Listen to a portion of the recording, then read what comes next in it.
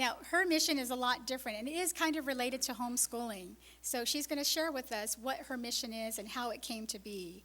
I would like to introduce you to Mrs. Sheri Few.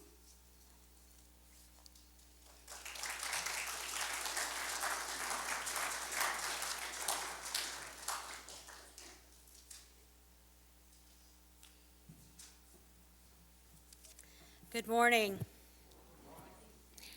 I am Sheri Few, and I'm the parent of 4 boys, all of whom attended public schools and graduated from the public schools where I live in Lugoff, South Carolina. And it's interesting that I'm before you today as a commencement speaker for this graduation service, since my boys all attended public schools. But I have an interesting story that I will share with you today. You see, I was a very involved parent with my boys, and as a result of my involvement, I started the nonprofit organization, South Carolina Parents Involved in Education, because I was very concerned about curriculum content. Back in 2000, when we started the nonprofit organization, I was concerned about standards. At that time, it was health and safety education standards, or better known to you probably as sex education standards. There were some very insidious standards that were being forced on parents in South Carolina public schools by the State Board of Education. Parents all across South Carolina united and fought those standards, and we were effective in improving those standards and removing some recommended curriculum in the appendix of those standards. That fight of united parents started the organization that I mentioned. So for the last 14 years, that organization has stayed united, and we have fought and been watchdogs for issues in public education.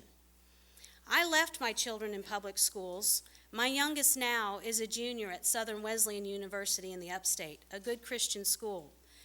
My oldest boy is 26, young man now. I still call him a boy. Isn't that interesting? But they'll always be my boys. But what's rather sad is my oldest son, who's 26, whom I raised with my Christian values, has now walked away from his faith because of what he learned in public school. Because of what he learned in science, he now doubts the creation story of the Bible, and therefore he's walked away from his faith. Because of what he learned in science, he argues with his mother about man-made global warming. And of course, now they've changed the name to climate change. He argues with his mother about whether America is great. And sometimes I feel like I sacrificed my children on the altar of public education policy,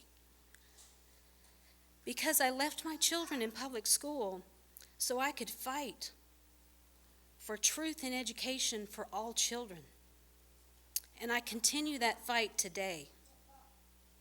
You see, South Carolina Parents Involved in Education have led the fight over the last year to end the Common Core standards in South Carolina. And we have been successful.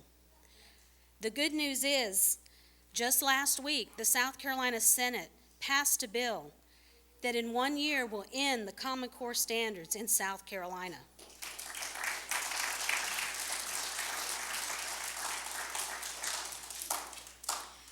The Common Core standards are an attempt by Washington, D.C. special interest groups and the federal government to force children and states into one-size-fits-all standards and curriculum.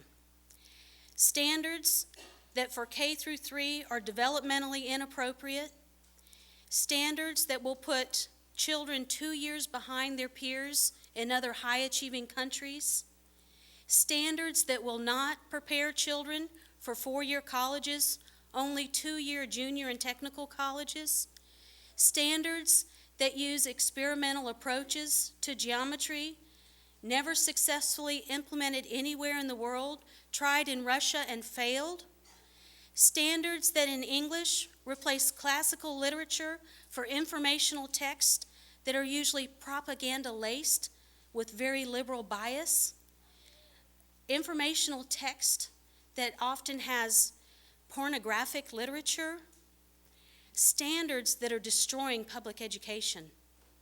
But again, the good news is we have ended the Common Core standards in South Carolina. You know, my mission now to make a difference is that I'm running for State Superintendent of Education to lead the public education system in South Carolina. But I'm doing that in a way that is very different than you could ever imagine. My goal is to get government out of the education business in South Carolina. My goal is, after we rewrite the standards and replace them with something that leads South Carolina students towards a classical education, will be to reveal the falsehoods and the bias that are in the textbooks in South Carolina public schools. And after I'm through doing that, I plan to institute a voucher system in South Carolina so that parents who can't afford to send their children to private schools can have an alternative. And I know for homeschool parents who don't want anything to do with government in the schooling of their children, homeschool parents will benefit from tax credits, and I will fight for that in South Carolina.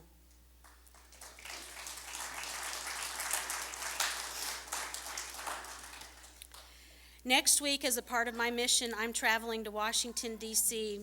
through an invitation from Phyllis Schlafly.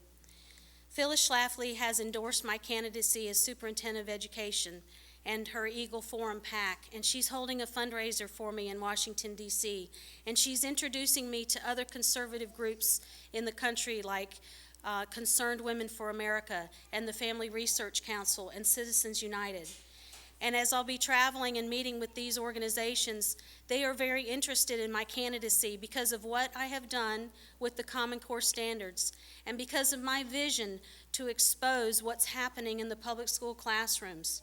You see, I am on a mission to make a difference for America, to stop the liberal bias that's happening in the public school classrooms and to end our public dollars, our taxpayer dollars, funding this liberal indoctrination of young minds. And I have to say that I applaud the parents of the homeschool community for making the sacrifices that you have made so that your children could escape this liberal indoctrination. So again, I say give yourself a round of applause, like Donna asked you earlier. And for the students who are graduating today and those who are just moving on to the next grade, I have a challenge for you. You see, unlike my children, who are seeing the world through a very jaded lens, you have had the benefit of a true education. And you are viewing the world in a proper way. And it is incumbent upon you to make a difference in the future in this country. And we're counting on you, the homeschool generation of children in the future, to be a shining light in the public square. We need you to be engaged in government. We need you to rebuild America. We need you to be the ones who return truth to the public square. We need you to rebuild America. It's not going to happen through the public school educated children of the future. We need the homeschool students that are graduating today, the homeschool generations of the future. We're counting on you. And I hate to put that heavy burden on you, but it's going to be up to you. So I challenge you today, and I ask you to respond to the calling that God has on your life. It's going to be up to you to save our country. So I thank you for the honor and the privilege to address you today and to share my vision about making a difference. And I pray that you too will make a difference. God bless you, and God bless America.